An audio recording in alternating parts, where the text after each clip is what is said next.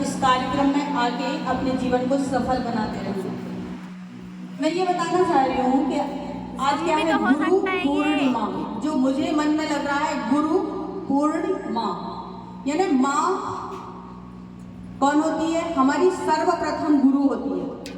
तो माँ हमारे लिए ये बड़े सौभाग्य की बात है कि माँ जो हमें जीवन के आगम का मार्ग बताती है वो भी हमारी गुरु होती है, और हमें जो दुनिया से जाने का निर्गम का मार्ग बताती है वो भी हमारी गुरु माँ है। तो गुरु माँ और गुरु पूर्ण, समझ रहे हैं आप लोग? गुरु माँ और गुरु पूर्ण। तो गुरु पूर्णिमा यानी गुरु माँ और गुरु पूर्ण होता है। तो हमारे लिए ये बड़ा ही विचित्र, विलक्षण, अमोघ और अद्वितीय क्षण है कि हम ऐसी जगह उपस्थित हैं जहां हमें गुरु माँ मिली हुई है, जो अपने आप में दिव्य, पूर्ण और परमात्मा स्वरूप है। अब मुझे माँ के चरणों में आए हुए आज पूरे 2 साल हो गए हैं, मतलब ये मेरा दूसरा गुरु पूर्णिमा है। और इस दौरान मैंने जो माँ के सानिध्य में रह के, माँ के गाइडेंस में रह के, माँ के बताए हुए विधि के अनुसार जो मैंने साधनाएं की हैं, उसमें मुझे इतना मतलब सफलता प्राप्त हुई है जिसको कि शब्दों में बयान नहीं किया जा सकता है। लेकिन कहते हैं ना कि भक्ति से 3 चीजें प्राप्त होती हैं। क्या क्या चीजें प्राप्त होती हैं? सुख, समृद्धि और शांति। जब हम किसी भक्ति मार्ग में जाते हैं, सदगुरु के शरण में जाके उनके निर्देशानुसार भक्ति मार्ग का अनुसरण करते हैं, तो हमें 3 चीजें प्राप्त होती हैं। कौन कौन सी? सुख, समृद्धि और शांति। सुख कौन सा? आत्मिक सुख, जिससे कि हमारे जीवन के समस्त कंटकों का नाश होके हम अपने जीवन मार्ग को प्रशस्त करते हैं, उस परमात्मा तत्व की प्राप्ति का मार्ग प्रशस्त करते हैं, और हम समस्त कर्मों को हील कर देते हैं। समस्त हमारे जो पास्ट के कर्म होते हैं, जिनको हम नहीं समझते हैं, और वो हमारे जीवन में संकट बन के आते हैं, शोक बन के आते हैं, बीमारी बन के आते हैं, दुख तकलीफ बन के आते हैं। तो जब हम सदगुरु की शरण में जाते हैं तो धीरे धीरे धीरे धीरे साधना करते हुए वो सारे कर्म हमारे हील हो जाते हैं, और नया कर्म, चूंकि हम सतगुण की तरफ बढ़ते हैं तो नए कर्म हमारे बनते नहीं हैं और पुराने खत्म हो जाते हैं, और ऐसे होते होते हम शून्य की स्थिति में पहुंच जाते हैं। जब हम शून्य की स्थिति में पहुंच जाते हैं तो हमें साधना का लाभ प्राप्त होना स्टार्ट हो जाता है।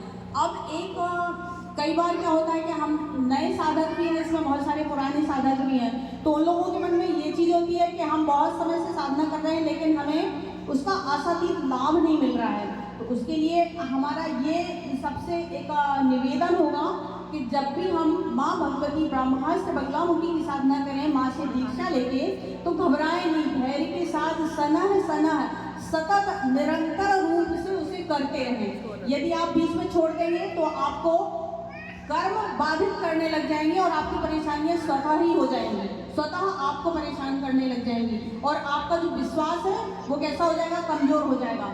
तो हमें निरंतर माँ की शरण में रहना चाहिए, और गुरु की कृपा प्राप्त करने के लिए आस्था, श्रद्धा, समर्पण, सेवा, ये सारी जो बातें आपके पुराणों में बताई गई हैं, सामान्य तौर पे गुरु के द्वारा भी निर्देशित की जाती हैं। लेकिन हमारी गलती क्या होती है कि हम इन शब्दों को बोल देते हैं, सुन लेते हैं, लेकिन अपने जीवन में इसको उतारने का प्रयास नहीं करते हैं। और जब हम अपने जीवन में उतारने का प्रयास नहीं करते हैं, वहीं पे हम अपने कर्मों में बाधित हो जाते हैं। तो इस संदर्भ में मैं यही कहना चाहूँगी, आप सबसे यही निवेदन करना चाहूँगी कि मैंने जो अनुभूति की है और मैंने जो प्राप्त किया है माँ से, वो बड़ा विलक्षण है। और माँ की कृपा प्राप्त करने के लिए कोई आवश्यक नहीं है कि आप उनके पास में आएँ, या आप उनको कोई बहुत ज़्यादा भेंट दें, या उनसे उनके पास मतलब 2-4 महीने रुके, ऐसा नहीं है। उनसे कनेक्शन जोड़ें और निरंतर उनसे संपर्क में रहें, और जब भी आपकी कोई कार्य सिद्धि नहीं हो रही है तो आप निरंतर उनके संपर्क में रह के उनसे उनका मार्गदर्शन लें, और मार्गदर्शन के अनुसार उनकी साधनाएं करें, तो आप निश्चित रूप से अपने साधना पथ को सफल पाएंगे, और आपकी जो मनो अनुकूल जो कार्य हैं वो अति शीघ्र सिद्ध होंगे।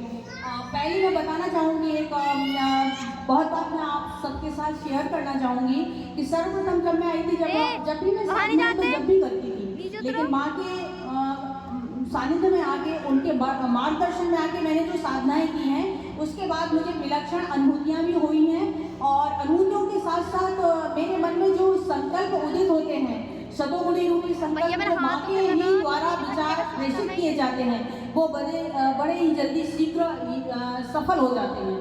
तो ये एक बहुत बड़ी उपलब्धि होती है और मैं बहुत ही इस समय समस्त वाचिक, मानसिक और कर्मों से मुक्त जैसा अनुभव करती हूँ। मुझे किसी भी प्रकार का कोई डिप्रेसिंग नहीं होता है। और जिससे षड विकार जो कहते हैं, जो जीव को गंतव्य तक जाने के लिए बाधित करते हैं, उनसे माँ बगलामुखी ब्रह्मास्त्र विद्या की साधना करने के बाद में निरंतर करते आज मैं उस पॉइंट पे पहुंच गई हूँ कि मुझे वो चीज़ बाधा नहीं करती है और मैं अपने कामों में बहुत ही शीघ्रता से सफलता प्राप्त करती हूँ। तो ये माँ की मेरे ऊपर अद्भुत कृपा है, विलक्षण कृपा है, अमोघ कृपा है, जिसका मैं इस जीवन में तो क्या कई जीवन भी मैं निचौड़ कर दूँ माँ के ऊपर तो भी मेरे लिए कम है। और ऐसी मुझे जो माँ मिली हुई है, इसके लिए मैं उनको कोटि कोटि नमन, कोटि कोटि धन्यवाद और कोटि कोटि आभार व्यक्त करती हूँ कि मुझे परमात्मा ने इतने अच्छे सद्गुरु दिए हों। और आप सबसे भी मेरा यही कहना है कि आप निरंतर माँ से जुड़े रहें, उनके संकल्पों को पूर्ण करें और उनके द्वारा जो विचार है कि हमें ये क्योंकि गुरु हमेशा जो भी करते हैं जन कल्याण के लिए करते हैं, अपने भक्त के कल्याण के लिए करते हैं, अपने शिष्यों के कल्याण के लिए करते हैं। तो उनका बोला हुआ वाक्य कभी व्यर्थ नहीं जाता है। यदि उन्होंने कुछ कहा है कि ये करना है तो आप बिल्कुल निष्प्रयोजन के तरीके से उसको पूर्ण करें और जैसे ही आप उनको पूर्ण करेंगे तो आप देखेंगे कि उनकी कृपा कैसे फलीभूत होती है।